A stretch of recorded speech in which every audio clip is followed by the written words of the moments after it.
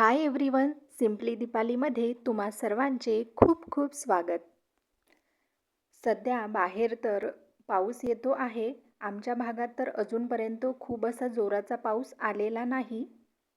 पावसाळ्यामध्ये काय होते, कपडे पण आपले वाळत नाही. मी पण माझे कपडे जिन्यामध्ये वाळवायला ठेवलेले आहे.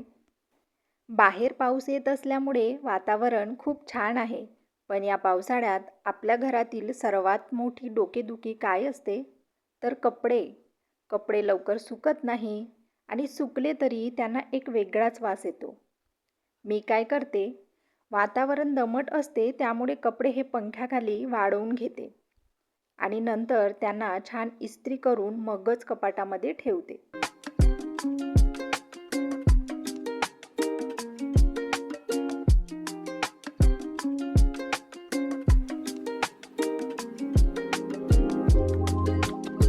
तर आज मी हे माझं कपाट क्लीन करून घेणार आहे.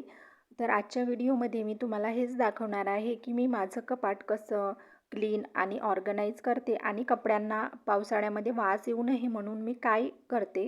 या कपाटामधले कपडे जास्त करून वापरात येत नाही, कारण काही कार्यक्रम असला तरच आम्ही हे कपडे वापरत असतो. त्याच्यामुळे या कपाटातील कपड्यांची विशेष करून जास्त काळजी घ्यावी लागते.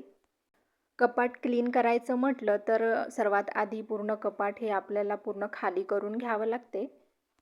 या कपाटामध्ये आम्हा तिघांचे पण कपडे ठेवलेले असतात.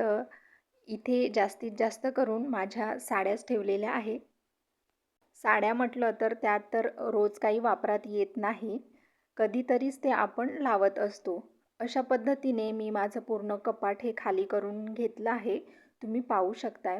त्यानंतर मी एका कोरड्या फडक्याने ते मी पुसून काढणार आहे, कारण हे कपाट टिनाचं असल्यामुळे त्याला ओलावा लागू नये म्हणून मी कोरड्या फडक्याने ते मी पुसून घेणार आहे.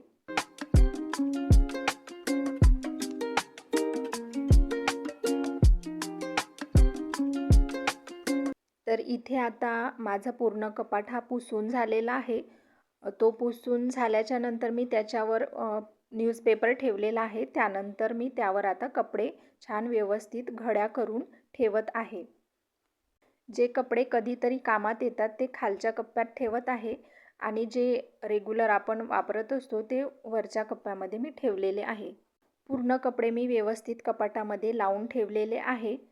तर कपड्यांना कुबट असा वास येऊ नये म्हणून मी आता कपड्यांच्या बाजूला डांबर गोळ्या ठेवणार आहे. त्याच्यामुळे कपड्यांनाही कुबट असा वास येत नाही आणि कपडे पण छान व्यवस्थित राहतात. जर तुम्हाला डांबर गोळीचा वास जरी आवडत नसेल तर त्याच्या जागी तुम्ही भीमसेन कापूर किंवा साधा कापूर पण एका सुती कापडामध्ये बांधून तो पण तुम्ही तिथे ठेवू शकता. तर मी इथे आता ह्या डांबर गोळ्या कपड्यांच्या बाजूला कॉर्नरमध्ये ठेवून घेते आहे.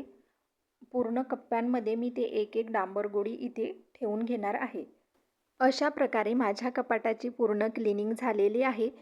तुम्ही सुद्धा या टिप्स नक्की ट्राय करून बघा. व्हिडिओ आवडला असेल तर लाईक करा, शेअर करा आणि सबस्क्राईब करायला विसरू नका. भेटूया आपण नेक्स्ट व्हिडिओमध्ये. Bye bye.